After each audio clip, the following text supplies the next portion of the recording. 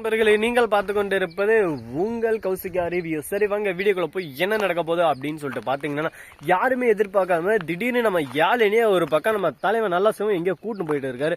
என்னடா இது, நல்ல சிவனுக்கு நல்ல புத்தி வந்துருச்சு, எங்கடா கூட்டு போறோம் அப்படின்னு சொல்லிட்டு பாத்தீங்கன்னா, கரெக்டா இந்த அமுதா இருக்கல, அவளுக்கு ஒரு பக்கம் நான் தான் மேல நம்பிக்கை ரொம்ப அதிகம். அதனால நாம தான் பாயாசத்துல விச வச்சோம். ஆனா இன்னும் இந்த குழந்தை கலையிலன்னு சொல்லிட்டு எப்படி சொல்றா, வயிற்றுல எப்படி குழந்தை இருக்குன்னு சொல்றா, எனக்கு சந்தேகமா இருக்கு. இதை ஃபர்ஸ்ட் நம்ம செக் பண்ணி ஆகணும் அப்படின்னு சொல்லிட்டு ஒரு முடிவுக்கு வராங்க.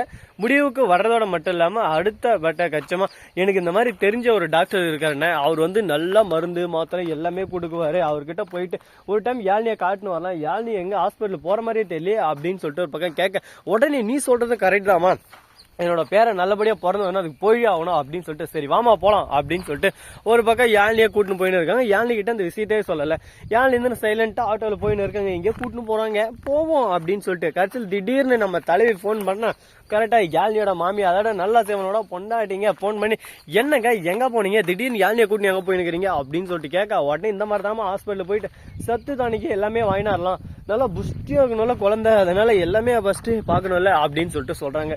இதை கேட்டதுமே ஒரு பக்கம் பக்கு பக்கு பக்கு திக்கு திக்கு திக்குன்னு, ஐயோ என்னங்க வேணாங்க, ஆல்ரெடி வீட்லயும் இவ்வளவு இருக்கு, எதுக்கு திருப்பியும் அப்படின்னு சொல்லிட்டு சொல்ல, உடனே அமுதாவுக்கு ஒரு பக்கம் டவுட் வந்தது. ஆனா வீட்டுல இருக்கிறதால பழசாயிடுச்சுண்ணே, அதெல்லாம் எக்ஸ்பிரே ஆயிட்டாட்டுங்குது, எக்ஸ்பிரே என்ன ஆவலைங்க அப்படின்னு சொல்ல, ஆனா இப்ப நான் சொல்ற டாக்டர் பார்க்க முடியுமா முடியாதானே, எல்லாமே நம்ம நல்லது தானே பண்றேன், நான் ஏதோ கூட்டின்னு போயிட்டு ஏதோ உங்களை இது பண்ணிடுற மாதிரி பேசினு இருக்காங்க அண்ணி அப்படின்னு சொல்லிட்டு சொல்ல, உடனே சரி சரி சரி ரெண்டு பேரும் சண்டை போட்டுக்காதீங்க, சைலண்டா இருங்க, ஏதோ ஒன்று பண்ணிக்கலாம் அப்படின்னு சொல்லிட்டு அந்த இடத்த விட்டு அங்கிருந்து கிளம்புறாங்க. இதுக்கு அப்புறம் தாங்க ட்விஸ்டே ஆரம்பிக்குது.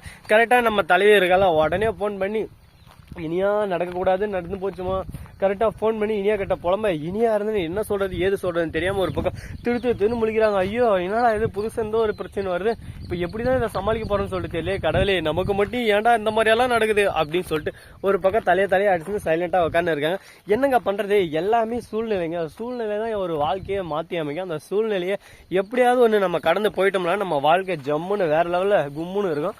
அதே அந்த சூழ்நிலையில மாட்டினோம்னா நம்ம வாழ்க்கை ஒரே அடியா அபேஸ் தான், எங்க போறதுன்னு தெரியாது, என்ன பண்றதுன்னு சொல்லிட்டு தெரியாது.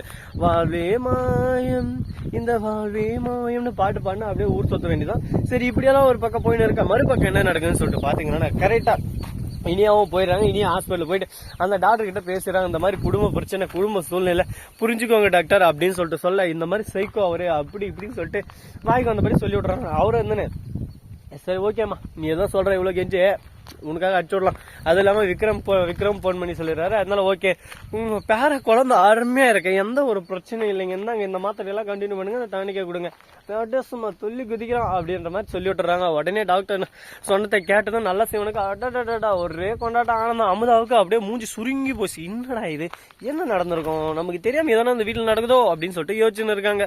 ஸோ நண்பர்களே, இந்த வீடியோ பிடிச்சிருந்தா லைக் பண்ணுங்க, கமெண்ட் பண்ணுங்க, ஷேர் பண்ணுங்க, டிண்டிங் பெல்ல தட்டி விட்டு போங்க. மிக்க நன்றி, தேங்க்ஸ் ஃபார் வாட்சிங், டாடா, see you, நன்றி, வணக்கம், மதன பர்கர் தருக.